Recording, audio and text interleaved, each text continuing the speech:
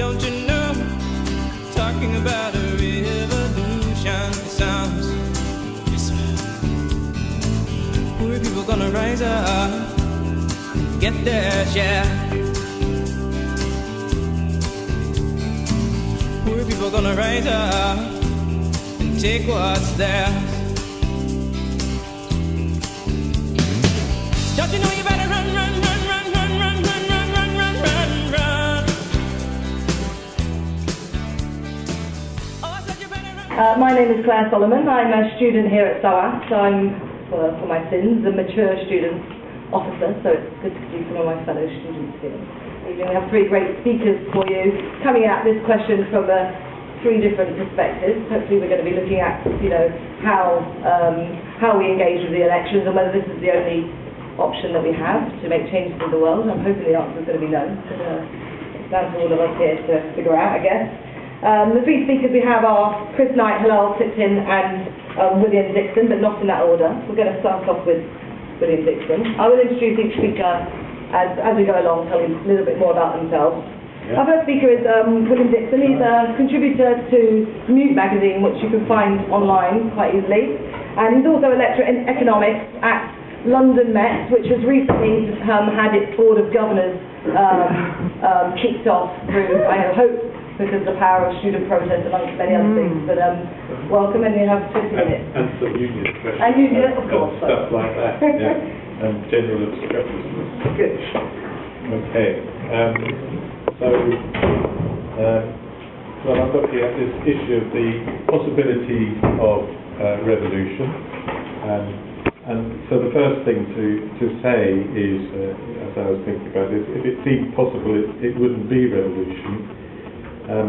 One argument here is when we change, we always carry things with us. And yet, of course, there have been revolutions. I could go through a list, but I'm just going to mention two for now. I would count the English Civil War as a kind of revolution, or led to revolution. Ended with the beheading of a king, which in those days was a highly significant event. January 30th, 1649. Date always to remember. And to celebrate, exactly, yes.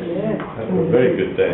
And Bloody Sunday happened on the same day. The Bloody Sunday massacre happened in the 6 counties on the same day as well. So two things there, William. One was a comment here, and also two, could you speak up because we have chanting in the room next door. Sorry, I usually shout. I will try to speak up. The French Revolution, various East European revolutions recently. There's been a number, and you could go further back. I'm sure somebody might mention the Neolithic Revolution, and so on. We could also include here the bourgeois revolution, and I'm going to kind of investigate some of that. We've got to change from feudal society to bourgeois society. What does that mean? Very quickly. A status society, hierarchical, to a contract society, a society of personal control to impersonal control, from dependence to independence, and to the formation of what I call free labour. The formation of free labour, with a tendency towards an international division of labour. So, international division of labour coordinated by money. So this is a system that isn't a command system, it's free.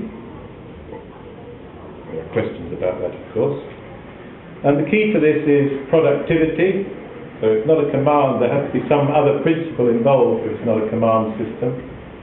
And that system is, well, that principle is productivity. Increases in productivity, increases in wages. This is how the system works. If you go back to early political economy, the discussion of the prospects for the development of the system all depend always on this increase in productivity. And on the basis of that also, a concern about free press, these kind of things come in with the bourgeois revolution. Ricardo argues, famous political economist, in case when I do economics I know that, but comes after Adam Smith. He advocates democracy, the ending of slavery, this kind of thing coming out of this bourgeois revolution. So what are the problems with that bourgeois revolution? Obviously this is a fairly short version of what it is, but I want to reject one possible criticism of it, or opposition to it, which is to say that it's a system of exploitation. Now I'm not saying it's not a system of exploitation, but if it's presented in the main as a system of exploitation, then you end up with a rather limited version of change. You can't work out how change is going to occur. There's no dynamic if you just call it a system of exploitation. And what's more, you end up with a separation of objective and subjective. So if it's exploitation, the workers are exploited, and then I have to go along and tell them that they're exploited. And if they don't listen, I shout louder, and so on, and then I shout louder until they understand they're exploited. The problem there is that if you go back to Ricardo, that's basically the idea of Ricardo: people will vote for exploitation, because the more exploitation, the more productivity goes up, and the more the content of their wages can go up. That's the kind of bourgeois revolution. That's what it's about. And so exploitation drives that in one way, in increasing productivity, but it can't help us understand entirely, yet not yet anyway, the possibilities of social change and the limits of this system. The other problem with the exploitation critique, or whatever you want to call it, is it ends up with a kind of football match view of capitalism. It's us against them. It's as if one side could, or as if the capitalists could win, but they never can. We'll get onto that. All right, well,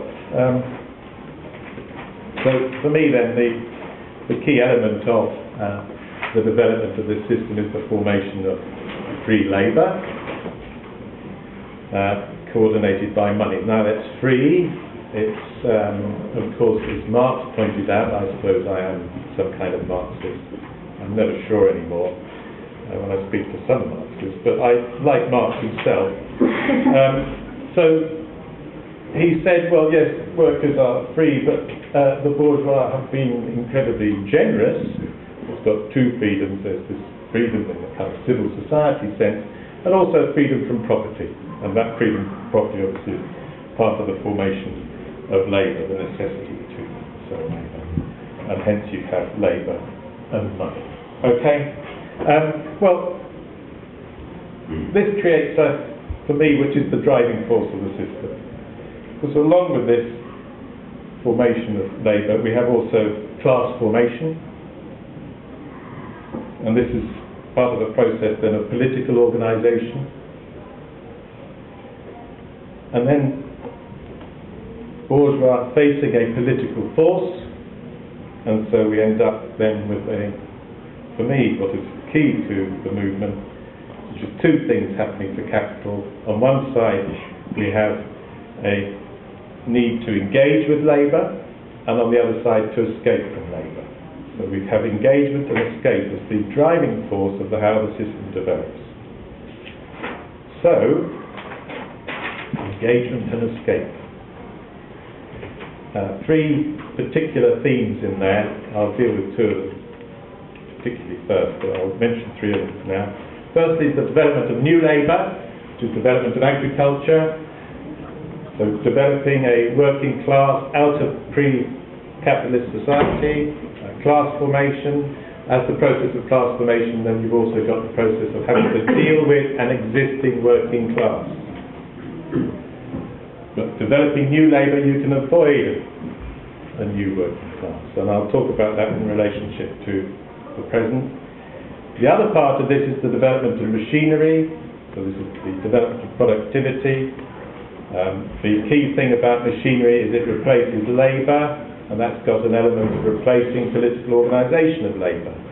If you go and look at the history of machinery, quite often it's introduced, as Marx says, to